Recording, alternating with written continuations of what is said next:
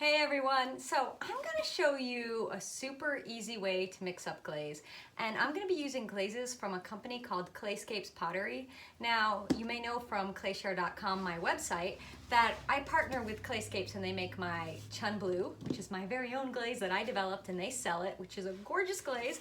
Would you like to see? Yes, there you go. That's my Chun Blue right there. So they make that glaze, but they also make a whole bunch of other glazes, and I am going to be doing a glaze firing, so I'm going to try a bunch of new ones and test them out. And as you can see behind me, I have a table full of mugs and bowls and such that need to be glazed. So I'm going to try this glaze they have called Nebula, aka Daughter of Thanos. No, they won't have Daughter of Thanos on their website. They will have Nebula on their website, but you know what? I'm gonna write Daughter of Thanos on my bucket just because it's my studio, my bucket. I get to write what I want on my bucket.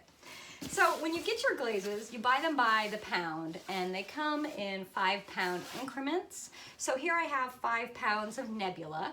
Now there are mixing instructions on their website. They'll explain what you do when you get your glaze so that you don't have any unanswered questions, right? But I'm gonna show you how to do it right here and now, so it'll be super easy and you don't have to go to their website. You just watch the video here. Right? Okay, so when you get your glaze, and so I have 5 pounds of Nebula, you'll notice I scribbled some little notes in the top corner, and that's just for my reference. So on their website, they say that when you first get your glaze, you should add 10 ounces of water per pound of glaze you bought. So you have 5 pounds of glaze, 10 times 5 is 50, so I need to add 50 ounces of water to this 5-pound box of glaze. But it's not really a box.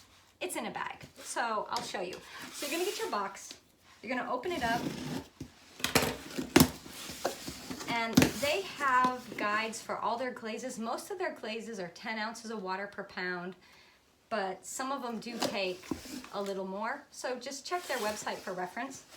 When you get your box, it's gonna come like this. It's gonna have a bag, it's gonna be sealed up, it's gonna be sealed with a rubber band. And I just go ahead and leave the bag in the box. I don't take it out, I don't worry about it, I leave it in here because this is a 2-step process. We're gonna add water, let the glaze sit, then add a little more water to see if it's cracked. So what I do is when I first get my glaze, you're gonna take the rubber band off the baggie. It's really on there well. Save it, do not throw it away, you're gonna want this. I'm gonna open my bag up, leaving it in the box, just like this. Now I'm not wearing a mask. When I mix the Clayscapes glazes, the way that I do it in such a way that I don't need to wear my mask for this. It's a little safer. So I've got a container here, and I've got H2O. That'd be some water. So I'm gonna put 50 ounces of water in my 5-pound bag of glaze, and I know from my container that right here is 50 ounces, so I'm going to fill that up.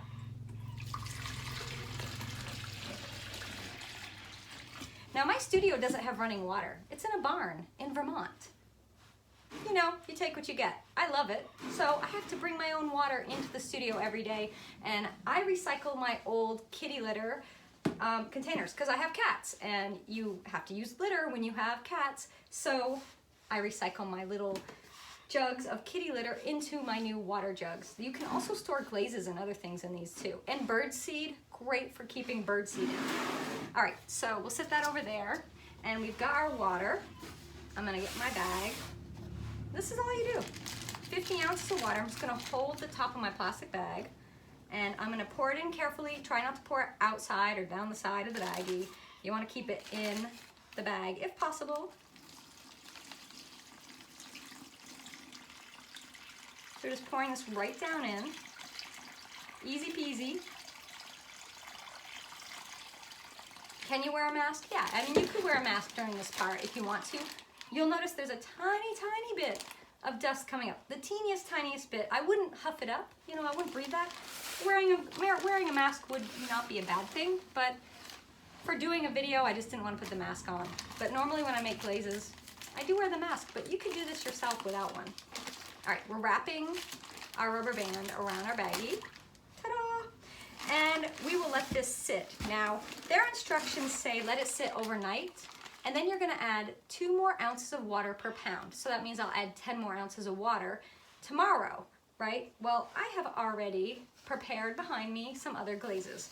So we'll grab one of those boxes. It's like magic, boom, and another one is ready. So I won't be doing the nebula mixing up. I'm gonna be mixing up this glaze right here, which is called Bushwick. We didn't need that container anymore. We were done. So I have a plastic bucket down here that I've already labeled, and I suggest you get these little 2.5 gallon buckets. They fit 5 pounds of glaze perfectly. And I get these from my home supply store. Home, you know that place, right? Home, letter, to finish off the word. That's where I get them. So they're really great because they don't take up much space and they hold this amount of glaze perfectly. I've had no problems. So I write on my bucket, this is what I always write on all my buckets, and I just use a Sharpie marker to do so. I write the name, yes, that's my handwriting, and if you can't read it, it's okay because I can read it and I'm the only one who really has to, right? Bushwick, it's a cone 6 glaze, so I write that on there. And then I also write the company it came from, Clayscapes Pottery.com. Now, also what I do, especially in glazes I'm mixing up myself, so not ones I bought, I like to put the date on it, because what happens is I'll make a glaze up and maybe the ingredients change, and I can reference back if I make a new batch and say, well, why is this new batch of glaze not looking like the old batch of glaze? And I can see I made that glaze 4 years ago, and well, since 4 years ago, my supplier for feldspar has changed. So that could be the difference in the glaze. So it's something that I like to do for my own record keeping. So I'm just gonna write today's date on here. So that's on there, got that. So it's good to go.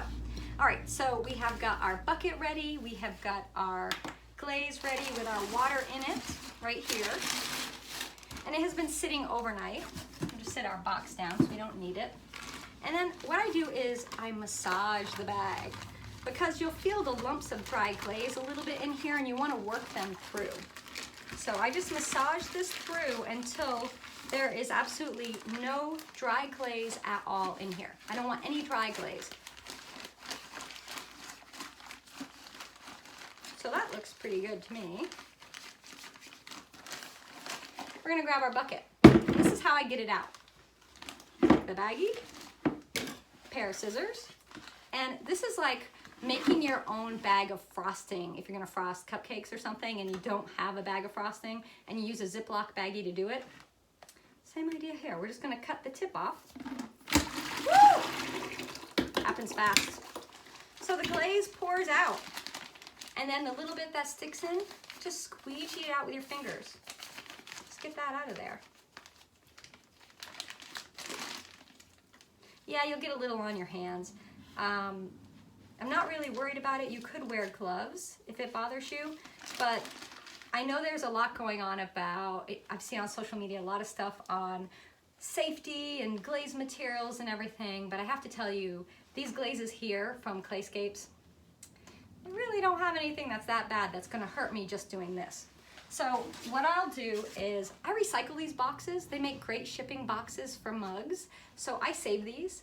There's a little bit of packing material in there too, so I'm gonna save that. So I'm sending those to my save, so we'll go upstairs into my shipping area. And then this baggie is all my garbage, so this just gets thrown away. You really can't do anything with it. Clean off my hands. So the next step is we have to check, because we haven't added that extra 2 ounces of water per pound yet. So I need to see if in fact I want to do that. So to check it, I need to mix it up with a mixer. And you can use a hand blender like this, but I don't feel these really do it justice. So I have over here my fancy dash. That's right. Well, it's not really fancy, it's very functional, but this is my corded drill that I have had for ages. And on the end, you'll see this bit that I've added. This is just the bit that you will get to mix up sheetrock mud or drywall mud or drywall compound, it's called. So it'll be in that section of the hardware store They're about $5, so they're not very expensive, and they're totally worth it. Now, normally I will mix glazes on the floor because, well, I make a mess when I mix glazes, and I want to keep the glazes on the floor. So we're going to do this on the table today. So I'm just going to put it in.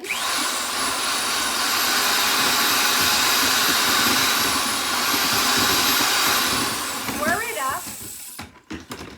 Jeez, that's already looking pretty good there. Woo! All right, and we'll mix it up. Now, I'm looking at that consistency, and to me, it's looking pretty good. I think we need to add a little bit of water. I'm not sure if I'll actually need to add the full 2 ounces per pound. I don't think it needs 10 more ounces, but this is what I'm gonna do. I'm gonna check it and just feel what's going on in there. So I usually mix my glazes to the consistency of heavy cream. Clayscapes does have a hydrometer reading that you should use, that they recommend. It's entirely up to you. You're mixing your own glazes. If it's the first time you're ever making glaze, I know it can be daunting, I know it can be scary, so what I would suggest is follow their instructions, use a hydrometer. But guess what? My hydrometer, it's all the way over across the room. I don't have it right here, so I'm not gonna go grab it. I'm gonna go without. I'm gonna live dangerously. So we need 10 ounces of water, maybe. I'm gonna measure out that 10 ounces. I have another measuring cup here. All right, so this is approximately 10 ounces of water. I'm gonna put about half in, and then I'll mix it up. Now, I will normally sieve my glazes. I use an 80 mesh sieve, and what I will do is I'll put the sieve in another bucket, a clean bucket that's not intended for anything except for mixing glazes in. I will put my sieve in it. So here's our other bucket. Put your sieve in top, and then you just pour this through and you just sieve it down in. And it's a really easy way to make sure you get all the lumps out so that your glaze is completely mixed. So what I do is, you notice I added about half of that 10 ounces of water, so I added about 5 ounces of water. So all I did was check it for thickness when I put my hand in earlier, and honestly I feel like it's good, but there are some lumps in the bottom, so I want those out. So what I'm gonna do is I'm gonna go grab my sieve, and then I'm gonna come back and we are gonna sieve. I'll sieve with you. Now for sieving, you do want to wear a glove. I don't like to sieve barehanded, and it's not so much what is in the glaze that bothers me, it's the fact that I have to rub my hand against the sieve, which is a metal mesh screen. I don't want to rub my hand on a metal mesh screen for like 5-10 minutes. That is way too much exfoliating for me, way too much. So I'm gonna go wash my hands off, and then we're gonna come right back and I am gonna sieve this Bushwick glaze. Okay, so I'm back. I went and grabbed my 80 mesh sieve. So this is what I mean. It's a metal screen. You don't want to rub your bare hands on that. It's not great. It's really not great. So you've got a couple options. One, you can get this kitchen gloves. So these are just heavy duty gloves made for dishwashing or kitchen chores. How snazzy is that? That's pretty awesome. Or another option is this right here. This is a very inexpensive scrubby brush in the cleaning section of pretty much any store that sells cleaning supplies, grocery stores, wherever you go, right? And you can use this without the glove, or you can put the glove on and use it. So you got double protection going on. So if you have a nice manicure, you know, you'll protect it. That's really never me, because I've never had a manicure. I'm probably never gonna have a manicure. What I do for a living is not conducive to manicures. All right, so let's put our little sieve screen in here. We're gonna take our glaze, I'm gonna swirl it around just to make sure it's not stuck on the bottom or anything like that. I think the thickness of this is good, so I only ended up adding 5 ounces more. Just the feel of this glaze, I'm pretty sure I won't need to add the other 5 ounces of water. And you don't want to add too much water, because if you do, you get this thing called hard panning, and that's where the glaze will settle to the bottom like a cake in the bottom, and it's really hard to mix. So if you ever have a glaze and you put your mixer in or your hands and you try to stir it up and it won't stir up, that's probably because it has too much water in it. The solution really is to let it set, skim some water off, and then mix it up the best you can. and just keep checking it, and eventually it should mix fine. All right, so let's go ahead and pour this in. Usually I do this on the ground as well because this is very messy, and you know, nobody really wants to do this on a table and get it all over the table themselves and everything else. So if your glaze has too much water in it, when you pour it in the sieve, what you might notice is it just pours right through the sieve easy. If it goes through too easy, then you have too much water. So that's a little hint that, hey, I might have a little too much water in this glaze. Set that down there. Hold your sieve. Now for this bucket, my sieves sit on top, but for big 5-gallon buckets, the sieves will nest down in. So you don't have to hold your sieve quite so much with those buckets because it's in it, it sits in it. But not with this one. With this one, it sits on top, so we've got to hold it. And of course, you might find a sieve that is a little smaller in diameter, and if that's the case, it might fit inside your bucket. I have 2 sizes of sieves. I have this size here, then I have the little teeny tiny test sieves for making just like 200-gram batches of glaze to just test them out. All right, so that went through really, really easy, really easy. I do think too easy. I don't think I needed to add the extra 5 ounces of water, and I won't really know for sure until I glaze test this. So whenever you're mixing a glaze up, always make sure the first time you use it, it's a test. Don't have a table full of pots behind you, like I do, and plan to test it on those. I am gonna. This is do what I say, don't do what I do. I threw some cups on purpose for this. Like, I knew that I might be sacrificing those cups because this is gonna be a test. But I really wanna see what happens with this glaze on a bigger surface. My reason is because when I do little teeny tiny test tiles, you know, test tiles that are like this size right here, it's great. It gives you a taste of a glaze. It lets you know if there's crazing or pinholing or things like that, but you don't really get to see it on a big form. So I go ahead and usually make a cup or a bowl, you know, because those are, for me, fairly easy to make, and I use them for my glaze tests. You could use a mug, but mugs, you know, mugs take a little while. They have the handle and all that. You know, we put a lot of work into our mugs. You might not want to use a mug as a test piece. I did though. I have this purple glaze I'm testing out. It's back there. I'm really excited. So I'll be glazing all day today. Usually it's a 2-day process for me. If I need to mix up glazes or do any underglaze decoration for my pieces, I will do those on one day, and then the next day I actually glaze. So the first day is prep and mixing glazes, prepping my work like I did behind me, waxing the bottoms of my pots, all that stuff. And then the next day is actually getting down to business and glazing. But you're joining me on the next day. This is actually day 2 of glazing. I was already glazing yesterday. So this will get done, and this, I'm actually going to be using this glaze in the kiln this time, so we will see. I don't know what it's going to look like. I've never used this glaze before. I don't even know what Bushwick looks like. Like, what? I know. So I sieved it through once, and you can sieve it through twice if you want to. It's entirely up to you. The way I feel about it is, if you sieve it through once, you pretty much get a good idea of the consistency, but sometimes, especially with glazes you're mixing up yourself, there might be some material that didn't go through the sieve. So then I will do it a second time just to be sure. And also, that allows me to get the glaze from the mixing bucket back into the storage bucket, right? So we are gonna sieve it again. I know you wanna watch me sieve glazes, right? So let me just rinse my hand off here.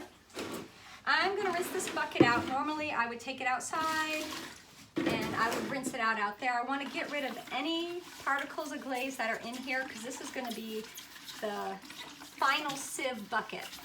So I'm just gonna rinse this out. I have a bucket down here. I'm not just pouring this on my floor randomly. There is actually a bucket. I would never just pour a bucket of glazy water onto my floor. Not intentionally. I could accidentally spill it. That happens. All right, bucket's cleaned out now. So we're gonna just transfer the sieve. Easy peasy. And then we're gonna take and pour the glaze into the, it's a little thin. And I'm gonna show you with the little scrubby brush now. So instead of taking my hand and grinding it through by hand, I'm using this little scrubby brush. Look, it's like, oh, this is nice. Relaxing, swirling around and around. This is good when you have a glaze that is thick and stubborn and does not want to go through the sieve. Look at that. So there is a sieve you can buy. It's called the Talisman sieve. It's like $200 or $300. And the way that sieve works is it's a pan, like this one is, and then it has these 3 scrubber brushes that go around. You crank a handle and they go around and they basically force your glaze through. But it's a lot of money. This was $1. $1. So that's why I use that. All right, on your last sieve through, you'll notice that there's some glaze still in the bottom of my bucket. I don't want to waste that. I paid for that, you know? That's raw glaze ingredients. We need that. So I'm going to use my red rubber rib, or any rib really. I'm going to go in and I'm going to scrape it down. I'm going to scrape the bottom and the sides. And look at that. All that stuff coming out. I would have been leaving that behind. We don't want to do that. Okay, so that's in there. This gets washed, so I'm just going to sit this off to the side. We'll have the maid clean that. I'm the maid, sorry. I'm the one that cleans it. I like to pretend someone else is going to come clean my stuff, but the reality is I have to clean it. All right, so we're going to sieve this on through. I'm telling you, these brushes will change your life.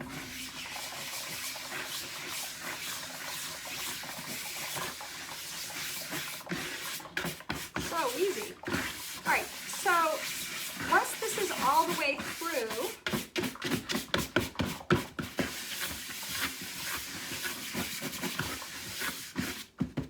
okay, this gets washed too. So I'm just gonna sit this on the other bucket off to the side there and take that out. My glove, that needs to get washed as well. So we'll pull that off and we'll wash all those after. Usually between every glaze I mix up, I have to wash my sieve, wash my mixing bucket, the brush, and the glove. So I just take it all out to, I have a hose that I use to clean everything off. And yes, I have glaze on me. When you're making glaze, be prepared to get the glaze all over you. Wear clothes you don't mind getting glaze on. Something like this, it's a light color. It's not going to stain my clothes, but if you're mixing up a glaze with iron oxide in it, then it's going to be a deeper rusty red color. It could stain your clothes. So, as always in the studio, wear something you don't mind either staining or getting the material all over. And for me, you know, this vest has been around for about 10 years. It has been through the ringer, so it's fine. I mean, look, I'm not even gonna worry about it. So here we have our Bushwick glaze ready to go, and I check my consistency this way. And this is how I learned. I learned the traditional folk method. Now, I did go to UNCW, I did study art, I did do ceramics, and this is how we made glazes. We didn't use hydrometers. There's nothing wrong with hydrometers. It's the most scientific way of mixing glazes to specific gravity and measuring and everything. I just was trained a different way. Sometimes I will use one, especially when I'm teaching, but often on my own studio, I do not use them, and that's just how I work. All right, so this is how I check it. I dip my fingers in, and I do what's called the fingernail test. So you could see, now do you see how you can actually see where my fingernail meets the bed of my finger? Do you see that? So the glaze is thick enough. This is good. So honestly, I was concerned this would be a little too thin, but looking at it on my hand. Looks good. What color do you think this is gonna be? You wanna guess? You can leave your guess in the comments. I don't know what color it is. I didn't even look. So I partner with Clayscapes. They sent me a couple to test. So they sent me this glaze to try out, and I have no idea what it's gonna look like. But I'm really excited to try it because we have a new promo coming up. So members of my website, clayshare.com, I should specify premium members on my website, will actually get a discount code to buy Clayscapes Glazes starting in June. So I don't know when you're watching this, but guess what? This is happening. All right, so if you're watching this, I will also put it out there that this coming Saturday, I will be doing a kiln opening. So depending on when you're watching this, that is gonna be, I think, June 1st. I think this Saturday is June 1st, 2019. I'll put the year in because videos, they last forever. But there will be a kiln opening video which you can watch. So that's available, maybe, even now as you're watching it, because you could watch this a year from when I recorded it. And I will have a sample of what this glaze looks like in that kiln opening, along with the Nebula glaze and a glaze called Butter, a glaze called Park Slope. What else do I got? I got another one down here. And a glaze called, ooh, this is fun, Coney Island. That sounds really fun. I'm gonna mix that one up next. All right, so this is how I mix up my Clayscapes Pottery glazes. It may not work for you, but it's just an option. Or if you've bought Clayscapes Pottery glazes or are thinking about buying them and you're like, and you've never mixed your own dipping and pouring, I do wanna specify, these glazes are made for dipping and pouring. You can brush them on if you add a little CMC gum to it, but I don't usually brush on my glaze. So that's what I was showing you all. All right, so there you have it. We mixed up a Clayscapes Pottery glaze, and I had a really good time showing you how to do it. I hope you had a good time watching. You know, give this a thumbs up, subscribe, follow along, leave a comment. You can always find me on my website, clayshare.com. You can find me on Instagram, which is clay_share. And you can follow my personal page, which is Jess Putnam-Phillips on Instagram. But most of the time I'm over at Clayscapes now because, Clayshare, because that's my life. It's just how it is. All right, everyone, take care, and I will see you next time in the studio.